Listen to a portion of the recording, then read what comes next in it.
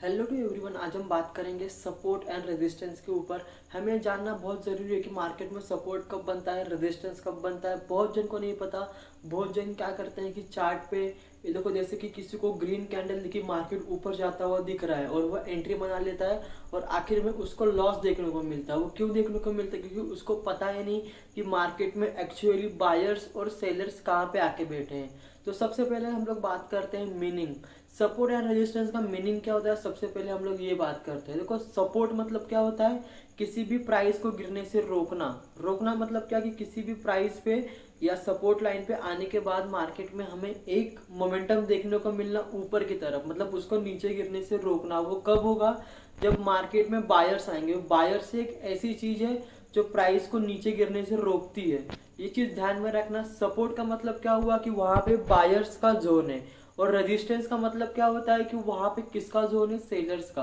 वहां पे जब भी प्राइस आएगी वहां पे हमें क्या देखने को मिलेगी? सेलिंग। और वहां से हमें क्या देखने को मिलेगी? प्राइस नीचे आते हुए देखने को मिलेगी। देखो, यहाँ तक तो हम समझ गए मीनिंग में। सपोर्ट एंड रेजिस्टेंस होता क्या है? सपोर्ट पे जब भी मार्केट आएगा तो हमें प्राइस ऊपर जाते हुए दिखाई देगी, और रेजिस्टेंस पे जब भी मार्केट आएगा तो हमें क्या देखने को मिलेगा? प्राइस की नीचे आते हुए देखने को मिलेगी। अब मैं आपको जो इम्पोर्टेंस बताता हूँ कि बहुत जन को नहीं पता रहता कि सपोर्ट एंड रेजिस्टेंस मार्क कैसे करना है। सबसे पहले आप जो 1 मिनट की कैंडल है, उसको कैंडल को कम से कम 3 मिनट या फिर 5 मिनट पे कर दो। क्यों? क्योंकि 1 मिनट की कैंडल है ना, वो बहुत स्पीडली बन रही है।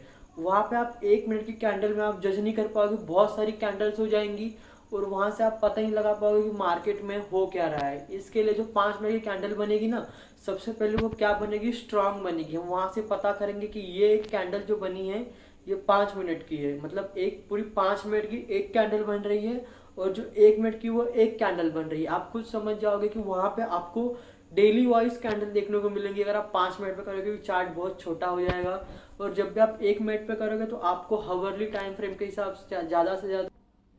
अभी जरूरी क्या है कि जो 1 मिनट की कैंडल थी हमें वो नहीं रखना, कम से कम 3 मिनट से 5 मिनट कर देना है। और एक चीज जरूरी कि वो टाइम फ्रेम आप रखो, लेकिन आप चार्ट कहाँ पर देखो? लाइव मार्केट पे जो चार्ट चल रहा है 1 मिनट की कैंडल पे वहीं रखो।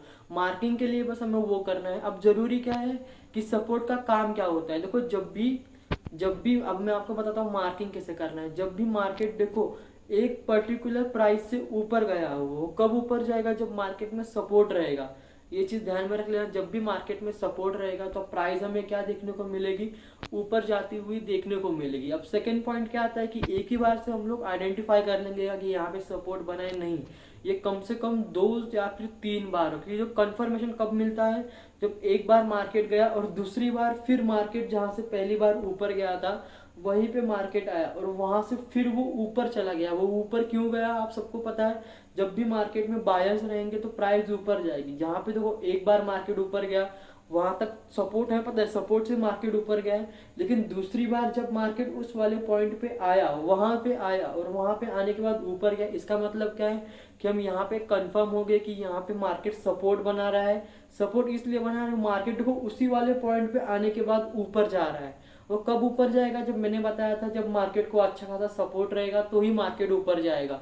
ये चीज ध्यान में रख लेना कि मार्केट जो है ऊपर जाने का प्रोसेस ही यही, जब मार्केट को सपोर्ट मिलेगा तभी ऊपर जाएगा। देखो, जो पहली बार प्राइस ऊपर गया, दूसरी बार फ्रीज प्राइस वहां पे है, उसको तोड़े ना। अगर तोड़ देगा इसका मतलब क्या है? जो कैंडल है जहां से पहली बार प्राइस ऊपर गया था, अगर उसको तोड़ दिया इसका मतलब क्या है कि वहां पे वो सपोर्ट नहीं है। अगर वो थोड़ी भी कैंडल टूटती है तो हमें बाय नहीं करना है। इसका मतलब क्या है कि वहां पे सपोर्ट नहीं है, उसके चलने के चांसेस बहुत ही कम है। यहाँ तक ध्यान में रख लेना। देखो, यहाँ पे हमें देखने को मिला दूसरी बार मार्केट आई और यहाँ से ऊपर गई।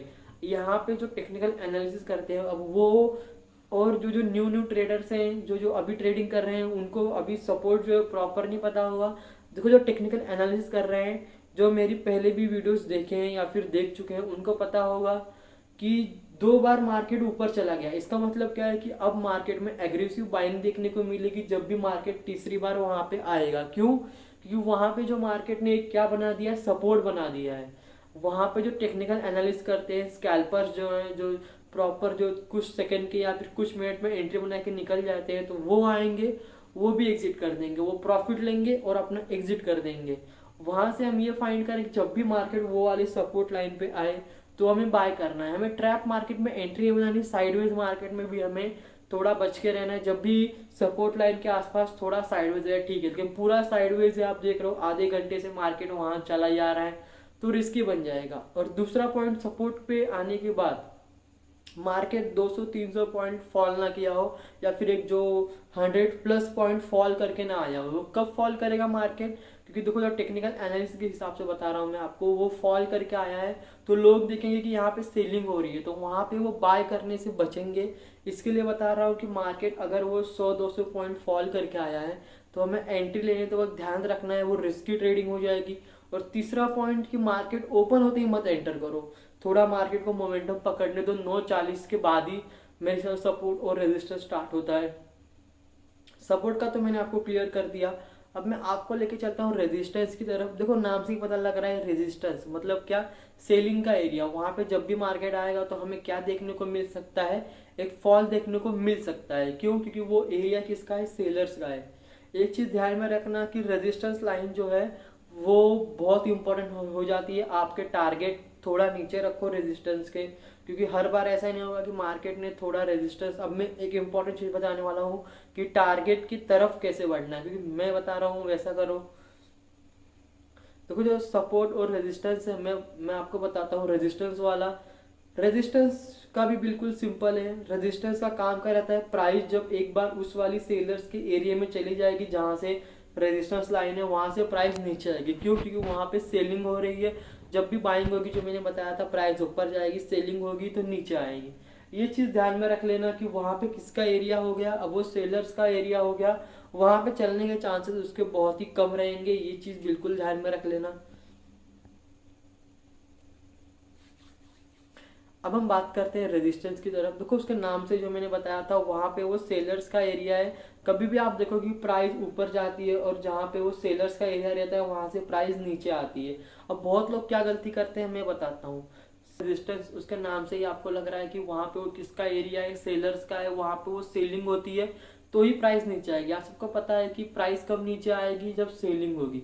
एक चीज ध्यान में रख लेना, सेलर्स का एरिया जो रहता है वो कैसे आप ड्रॉ करोगे, रेजिस्टेंस लाइन कैसे ड्रॉ करोगे। सबसे पहले मार्केट ऊपर गया, ऊपर जाने के बाद एक हमें फॉल देखने को मिला, किसकी तरफ, नीचे की तरफ। आज एक बार से नहीं होगा रेजिस्टेंस लाइन ड्रॉ, पहले बता रहा हूँ। थोड़ा स्ट्रांग सोचो, थोड़ा उसको स्ट्रांग होने दो। देखो एक बार हुआ, दूसरी बार फिर मार्केट वहां पे गई और वहां पे जाने के बाद हमें क्या देखने को मिला, एक फॉल देखने को मिला। इसका मतलब क्या है कि हम अब आइडेंटिफाई कर लिए थे कि यहाँ पे क्या है, रेजिस्टेंस एरिया है, यहाँ पे प्राइस के चलने के चांसेस। तीसरी बार जाएगा मार्केट तो वहाँ पे टेक्निकल एनालिसिस जैसे सपोर्ट पे आए थे वैसे ही रेजिस्टेंस पे आने के चांसेस बहुत ही ज़्यादा रहते हैं। अगर ये तीसरी बार हो रहा है तो फिर ये बेस्ट है मेरे हिसाब से। वहाँ पे आप पुट, या फिर आप जो सोच रहे हो कि पुट की एंट्री कहाँ पे बनाऊं, रेजिस्टेंस बेस्ट एरिया रहता है पुट की एंट्री बनाने के लिए, और सपोर्ट किसका एरिया रहता है, कॉल की एंट्री बनाने के लिए। 2 से 3 बार हो। अब जो मैं इंपॉर्टेंट टॉपिक बताने वाला था, रेजिस्टेंस ड्रॉ कैसे करना है, और मार्केट उसको तोड़ी ना, रेजिस्टेंस को अगर तोड़ देगा इसका मतलब क्या है, अगर वो तोड़ देगा इसका मतलब क्या है कि बायर से ज्यादा सेलर्स है, उसके चलने के चांसेस बहुत ही कम है। रेजिस्टेंस लाइन अगर टूटा तो इसका मतलब क्या है कि वहां पे सेलर्स ज्यादा थे तो ही अपना रेजिस्टेंस टूटा, तो हमें वहां पे एंट्री नहीं बनानी। सबसे पहला पॉइंट का ध्यान में रखना है कि मार्केट वहां पे रेजिस्टेंस लाइन ड्रॉ कैसे करना है वो आपको पता है। मार्केट पहली बार गया, दूसरी बार देखो वहां पे मार्केट गया और फिर वहां से ही फॉल हुआ, जैसे पहली बार फॉल हुआ था दूसरी बार हुआ, और टाइम फ्रेम बिल्कुल उसी हिसाब से रखना है, 5 मिनट की कैंडल या फिर 3 मिनट की कैंडल, ये समझ जाओ। तीसरी बार देखो मार्केट वहां पे गया और उसके सबसे पहले ध्यान का लेना एंट्री बनाते वक्त कि मार्केट 100-200 पॉइंट ऊपर ना चढ़ा हो, मतलब जो मार्केट है वो चढ़ के ना आया हो। जैसे कि हमें देखने को मिलता है 100-200 पॉइंट चल गया, मतलब मार्केट पहले से ही पॉजिटिव है। अब मतलब रिस्की ट्रेडिंग से अच्छा है कि थोड़ा बचो और वहां पे वो कर दो। अब तीसरा पॉइंट जो इंपॉर्टेंट आता है वो क्या आता है कि मार्केट रेजिस्टेंस लाइन के पास तोड़ते हुए ना बनाए, मतलब एकदम बड़ा एग्रेसिव ग्रीन कैंडल बना रहा है तो थोड़ा बचो, क्योंकि उसके चलने के चांसेस बहुत ही कम हो जाएंगे। ये तीनों